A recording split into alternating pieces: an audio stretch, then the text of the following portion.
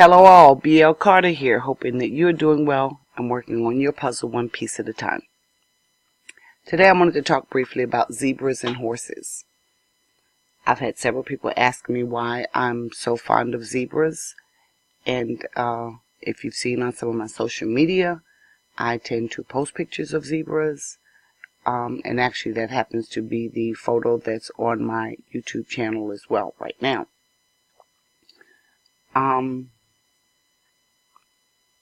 For those of you who remember the show House, and that was the doctor who had a whole lot of attitude, but he was smart as a whip, took very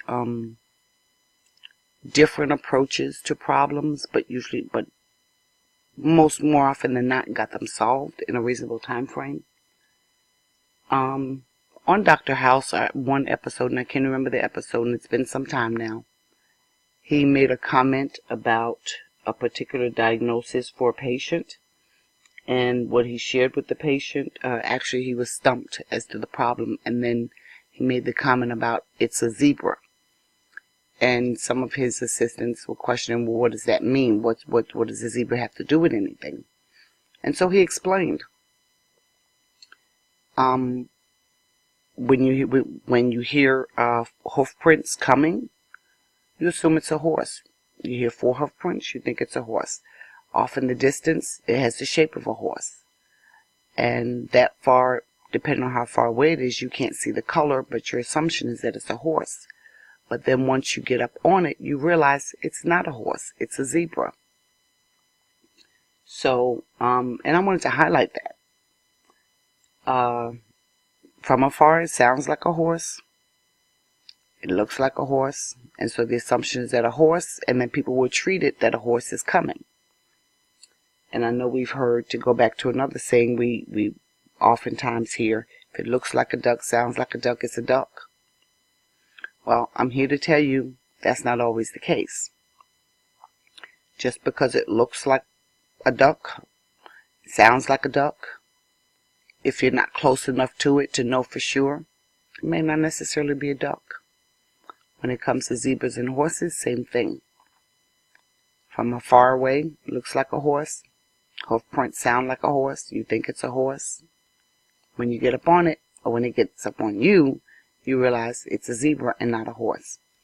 And though there are some very strong similarities, they are from the same family, but they're not from the same species. A zebra is a very different species than a horse. And that's important to me just because in my personal struggles, I struggled with an autoimmune condition that for the longest was misdiagnosed. For the longest, doctors saw it as a horse or some variation of a horse. Because, horses have very many species within them, or very many types of horses. And so for the longest, for years actually, doctors struggled with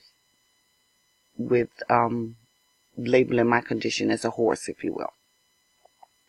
And I went through the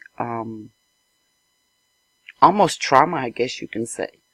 I wouldn't call it trauma, but yeah, you can call it trauma of being misdiagnosed repeatedly. Just because a symptom was present, it looked like it, but they weren't looking close enough, so they immediately just assumed the first thing. And it took me a few years and a lot of hard work and a lot of research on my own to finally get to the actual condition and to get a proper diagnosis. And once I was able to get a proper diagnosis, I was able to deal with my condition effectively. And one day I will go into a little bit more detail of that journey, as well as do some videos or screenshots of the process by which I went through in my health journey. But because I was one of those who was labeled horse, and it took years to find out it wasn't a horse, it was a zebra. Zebras have a special place for me. That's my own way of realizing and remembering the journey that I went through. And that's actually one of the reasons why I never discount anybody anything. Why I don't take surface stuff that people say or just because it sounds like something and looks like something, I'm not so quick to just automatically assume it is, because I know firsthand something may sound like something, it may look a certain way, but that doesn't necessarily mean that's what it is. And just to give you some life examples, let's say, suppose you're dating, you're dating, married, whatever you want to call it, and your mate is starting to come home late, an extra 15-20 minutes later each day than normal. And your assumption is they're doing something, well, the first day or two you figure, okay, they got traffic, they got held up. But as it continues, your assumption is they're doing something they shouldn't be doing, why they need this extra time. Or you may assume they don't want to be bothered with you, so they're trying to stay away from home a little longer, etc. Once you actually open your mouth and have conversation with them, once you get down to the root of it, once you actually look at the issue, you may very well realize that they've taken a different route home, because the other route was, there's construction on the other road. So they're taking a different road home. And that different road causes an extra few minutes each day. So that's just one scenario whereby something looks a certain way. They might be doing something strange, different behaviors, etc. And so to you, it's looking like they're doing something inappropriate or something to hide from you, where when it turns out it's something very innocent, they just took a different route home that requires a few extra minutes of time. Let's give you another example. Stay away from cheating. For example,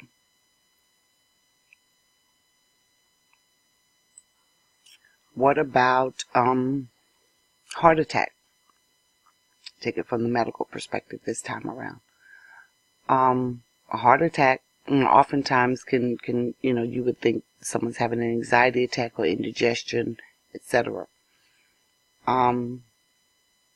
And oftentimes people will go to the doctor or go to the emergency room, and they're misdiagnosed as having anxiety or indigestion and sent home. Turns out the person was having a cardiac episode. Now, that might be extreme, because sometimes cardiac